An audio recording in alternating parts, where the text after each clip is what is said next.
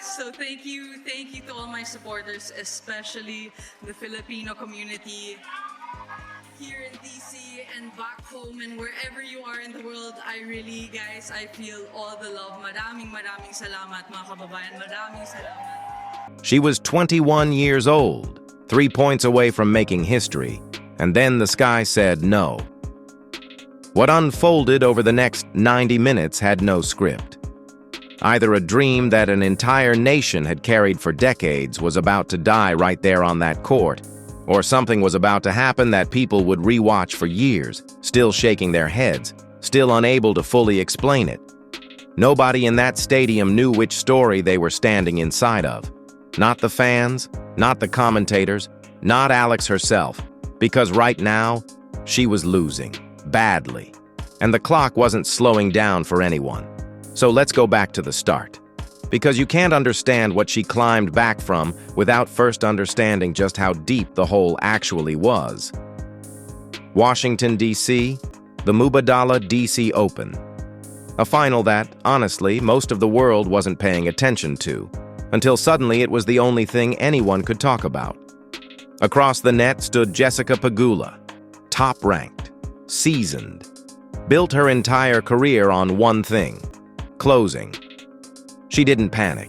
She didn't give away free points. She'd been in pressure matches so many times that the scoreboard stopped scaring her years ago. She almost always walked away with the trophy.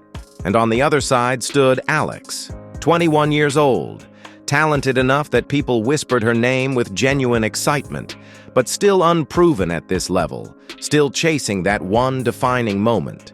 And behind her, invisible but absolutely crushing, sat the weight of an entire country that had never once seen one of its own lift a WTA singles title. Not once. Not in the history of the sport. Sit with that for a second. You're walking onto that court knowing that if you lose, it's just another final. But if you win, you rewrite history for millions of people who have never had a moment like this. That's not nerves. That's not pressure. That is something closer to gravity itself. And in the first set, that gravity was winning. Pegula came out sharp, precise, absolutely ruthless. She owned every rally. Every time Alex tried to find her footing, Pegula pulled the floor out from under her. The set slipped away 6-4. And for the first time in the whole tournament, Alex looked like what people had quietly feared. A brilliant talent who just wasn't quite ready yet. The crowd, packed with Filipino flags and people barely daring to breathe, went quiet. That specific kind of quiet that happens when fans are too scared to say out loud what they're thinking. Is this it? Is this where it ends? And then, right as the match seemed to settle into its final predictable shape, something happened that nobody could have written into the script. Rain. Not a gentle drizzle. Enough to stop play completely. Enough to send both players off the court and leave thousands of fans sitting under umbrellas, staring at an empty court, waiting. Here's the thing about a rain delay in a tennis final. It's never just about weather. It's a rupture in momentum. It can go one of two ways. The player who's leading loses their rhythm, or the player who's struggling disappears into a locker room, sits alone with their thoughts, and makes a quiet decision about who they're going to be when they walk back out. Nobody knew which version of Alex was coming back, because what almost no one was thinking about in that moment, what the cameras couldn't capture, was that inside that locker room, a completely different battle was happening. Not a physical one, a mental one. And those quiet battles, the ones nobody ever gets to watch, are almost always the ones that decide everything. When Alex returned to court, something had shifted. It wasn't dramatic. She didn't storm back out swinging wildly, fired up and screaming. It was quieter than that, steadier. She stopped trying to overpower Pegula. She started trying to outlast her, more margin on her shots, longer rallies instead of forcing early winners. To the untrained eye, it barely looked like anything had changed. But watch closely, really closely, and you'd have seen it. Rallies that used to end in 2 shots were now lasting 4, 5, 6 exchanges, and every extra shot chipped away, tiny piece by tiny piece at Pegula's grip on the match. The crowd felt it before anyone could explain it. That's how it always works. The energy in a stadium shifts before the words catch up. Every long rally Alex won got a louder cheer than the one before it. Every hold of serve felt like a small, quiet victory being stored away for later, and somewhere in the middle of that second set, the emotional temperature of the entire match flipped. To her credit, Pegula didn't panic. Champions rarely show it on the outside. She kept serving with purpose, kept pushing forward, hunting for that one opening that could shut the door again. But something had changed that even her experience couldn't reverse. Momentum, once it turns, doesn't ask for permission. It just moves. And it was moving toward Alex. Every game felt heavier than the last. Every deuce felt like a held breath. You could see it in how both players walked between points. Pegula, recalculating, searching, trying to find the version of herself that had dominated that opening set. Alex, calm, present, almost eerie in how unbothered she looked by the size of the moment she was standing inside. When Alex took that second set 6-4, the sound that exploded out of the crowd wasn't just applause. It was disbelief transforming into hope, transforming into something almost too much to hold. Because now the impossible had become real. One set each, and everyone in that stadium, and millions watching from thousands of miles away in the dead of night, suddenly understood they weren't watching a tennis match anymore. They were watching history trying to be born. But here's what you have to remember. The hardest points in any sport are never the ones in the middle of the fight. They're the ones at the very end, when victory is close enough to feel, but still too far to hold. That's when hands start to tremble. That's when years of training either hold or collapse under the weight of what's at stake. The final set started, and it was immediately obvious that something inside Alex had locked into a completely different gear. No hesitation, no second guessing. She served with authority. She returned with intent. Every point she won pushed Pegula further from the untouchable version of herself from set 1. And the expected drama never came. No screaming miracle shot. No desperate comeback sequence. Instead, control. Pure, relentless, ice-cold control. Point after point, game after game, Alex simply refused to let go. The gap that had looked enormous just one set earlier kept shrinking, and then disappeared, and then reversed completely. By the closing games of the final set, something was happening that almost nobody in that building could have predicted 2 hours earlier. The experienced closer, the proven veteran, the player who had built her career on knowing exactly how to win matches like this one, was now the one without answers. And the 21-year-old who had dropped the first set, who had looked shaken by everything the moment demanded, she was playing like someone who had already written the ending. Then it was over. One final exchange, one last ball, one unforced error from across the net. Final score, 4-6, 6-4, 6-love. Read that last set again, 6-love. After losing the opening set, after a rain delay that could have broken her completely, after facing one of the most experienced closers in women's tennis, Alex didn't just come back. She erased the momentum so completely that by the end it didn't even look like the same match.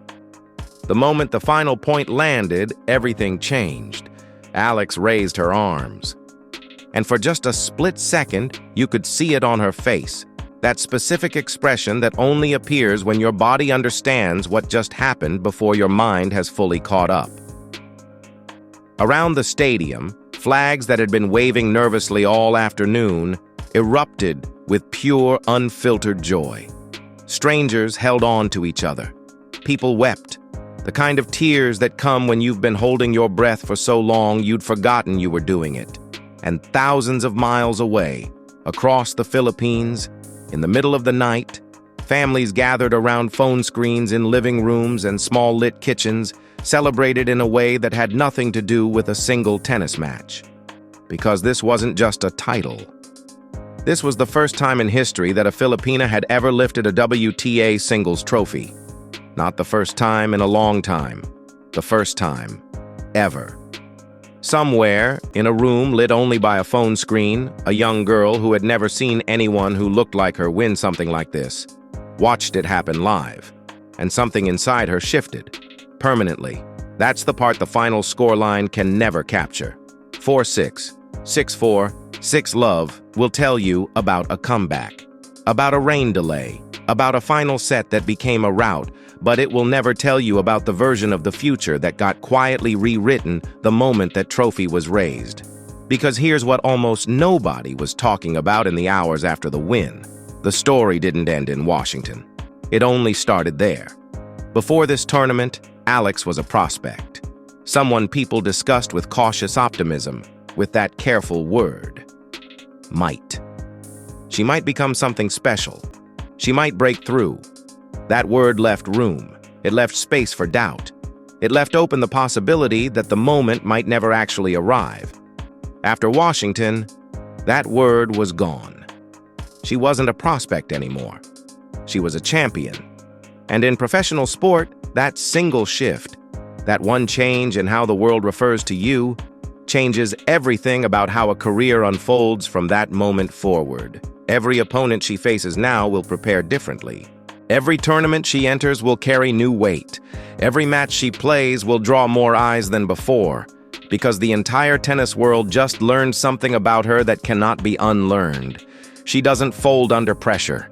She rises into it. But the part of this story that deserves the most attention isn't the final score. It's not the trophy. It's not even the history being made. It's what happened in a locker room during a rain delay, away from the cameras, away from the flags and the noise, when no one was watching. In that quiet, she had a decision to make. Was this a match slipping away from her? Or was this a match still waiting to be won? She chose the second story, and then she spent the next 2 sets proving it was true. That's the part of all of this that should stay with you long after the score fades. Not the ranking points, not the historic headline, but the reminder that the biggest turning points in a person's life rarely look like turning points while they're happening. They look like a quiet decision made alone in a room during a rain delay. They look like choosing patience when every instinct is screaming at you to panic. They look like refusing to accept the story the scoreboard is telling you, and picking up a pen to write a different one. The tennis world moved on quickly, as it always does. The US Open is coming, and this time, Alex doesn't walk in as a surprising underdog nobody saw coming. She walks in as a champion that every opponent has been studying, preparing for, trying to figure out how to contain. That's a different kind of pressure, the pressure of expectation, not obscurity. And in its own way, it's just as heavy.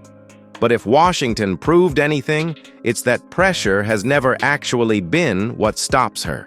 If anything, pressure might be exactly what unlocks the version of her that nobody sees coming until it's already too late to stop. There will be losses ahead, difficult draws, disappointing days.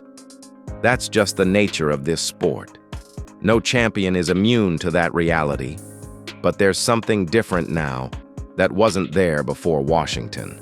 A belief, not the hopeful kind that exists before you've proven anything, but the unshakable kind that only exists after you've already done the hardest thing once, under the brightest lights.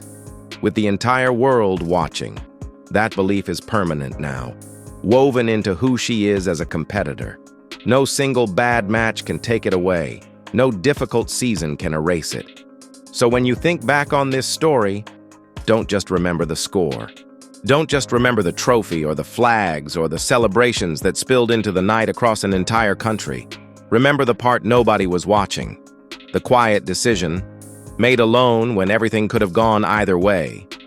And one young athlete chose to believe in a different ending than the one the scoreboard was suggesting. Because the most unforgettable stories in sport rarely begin the moment someone is finally called a champion. They begin in the exact moment, quiet, unseen, unwitnessed, when that person first decides they already are one.